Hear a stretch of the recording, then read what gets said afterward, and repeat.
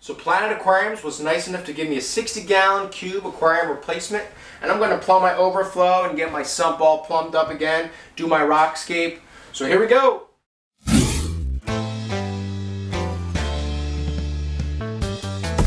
So the first thing we're going to do is install our bulkheads in our overflow so we can have proper returns and drains in our aquarium. So let's take a closer look. I'm going to use a paper towel with a little bit of rubbing alcohol to clean our holes of where our bulkheads will go. I'm just going in a nice circle from down here. Alright, it's all cleaned up back there, and I'm going to unscrew these bulkheads.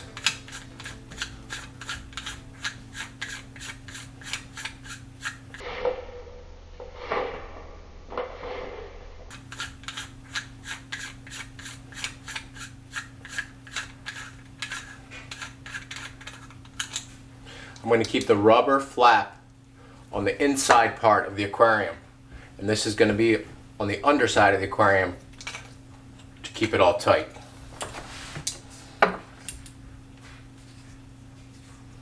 Hand tightening it should be just enough when we get to it, and if you have to use a hand tool, if you have a small leak, we can do that afterwards.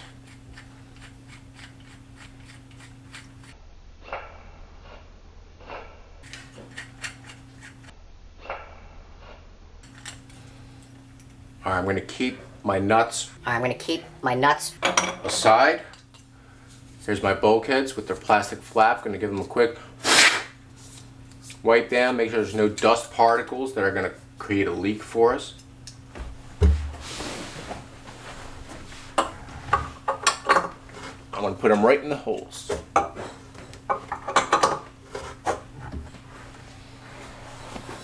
Now I'm going to use the nuts on the underside of the aquarium to tighten it up. Here's the bulkheads from the bottom side. Just got to make these connections here. And here they are from the top. So here's all the rock I'm going to be using. I have some large pieces out here and also some smaller pieces in the bag. So let's get to our skate.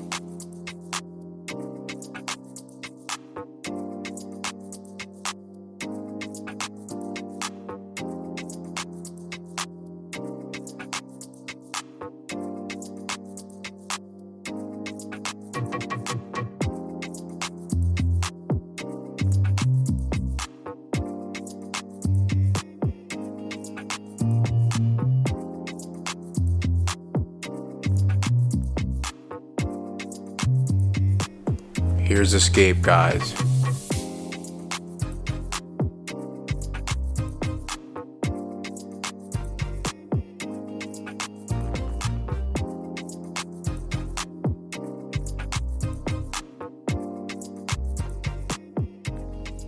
So right here I have a tide line, drain, and return kit, and I'm going to install these in the overflow to have a nice and quiet and proper running system. So first let's open up our return. So the first thing I want to do is put this return right in our bulkhead and get a good idea of where I'm going to cut it. Right here should be just fine.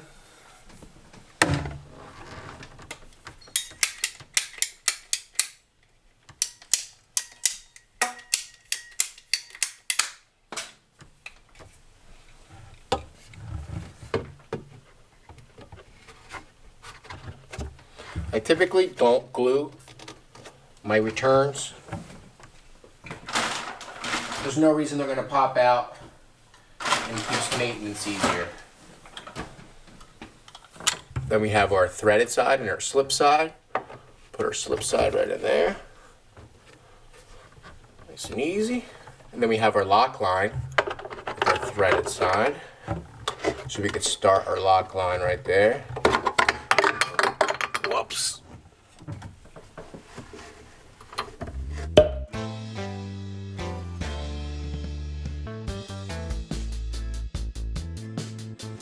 And truth is, we should put Teflon tape right here first. Here's our Teflon.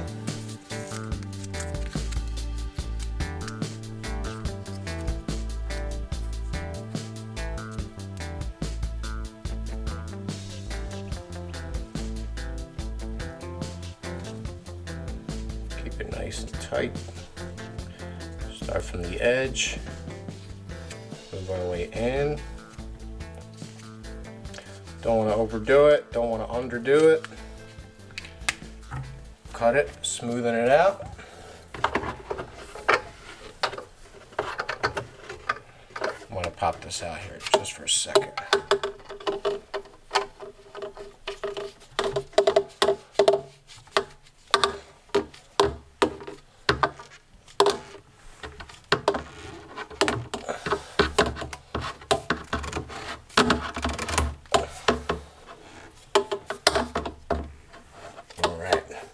It's not going anywhere. Then I'm going to have my aim be a little better. And there we go. So she's in. I have my old lock line here, which I might just use. This is set up pretty nicely here. And now you do need a lock line tool for this, unless you got that dome strand, which works pretty well for me. So there's our return. Next is our drain. This should be pretty easy. This right here is what they call the Maggie muffler. They'll come up with all these weird names, these fish geeks, you know. But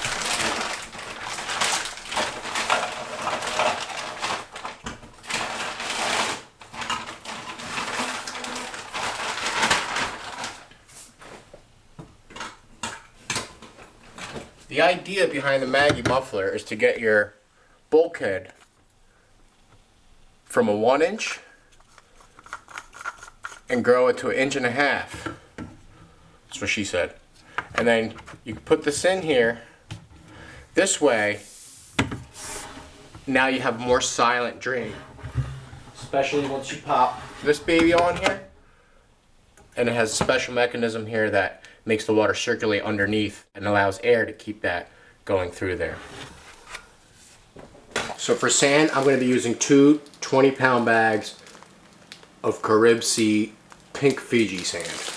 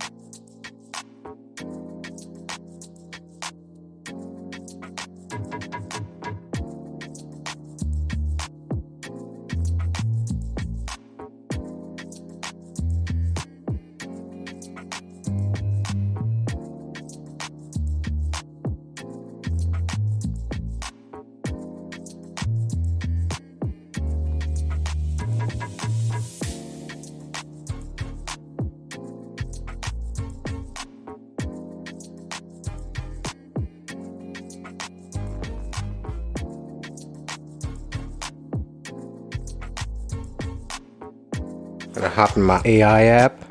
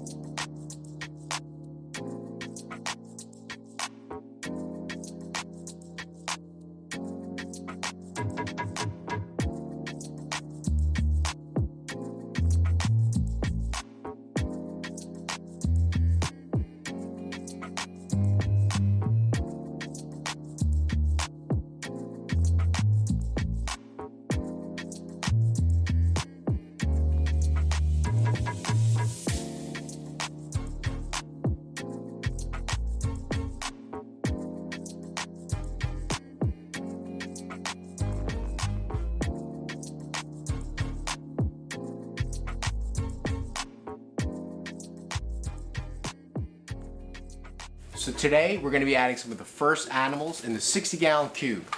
So first things first, let's lift the canopy and the lid. Then I want to show you guys what I have here. First things first, I have a baby mandarin fish. Now these came in from biota, and they are aquacultured, and they do eat dry food. This guy has been sitting in the shop for quite some time, and I figured I'd just try it in my 60-gallon cube. I know I'm kind of jumping the gun with him a little bit, but I've been keeping a close eye on him and all these other animals, so I think they'll do pretty well. Right here I have a sand sifting sea star. I'm going to let that float in the tank as well. And I do have a small piece of green star polyp. It's a small coral. As well as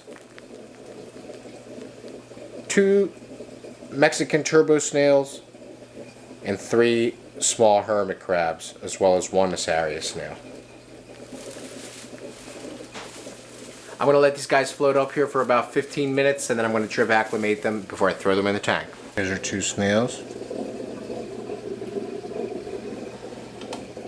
Here's our sand sifting sea star.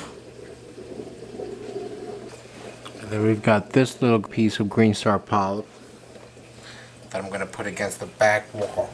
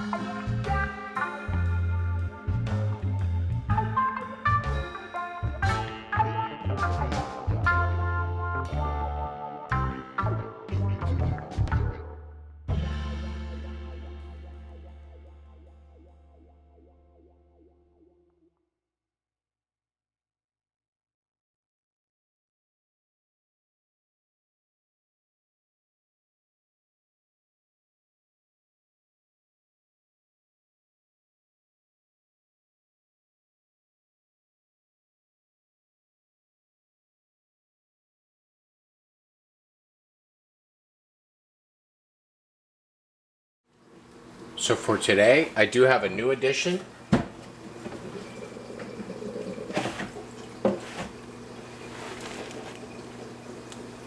And it's a hippo tang and a small damsel.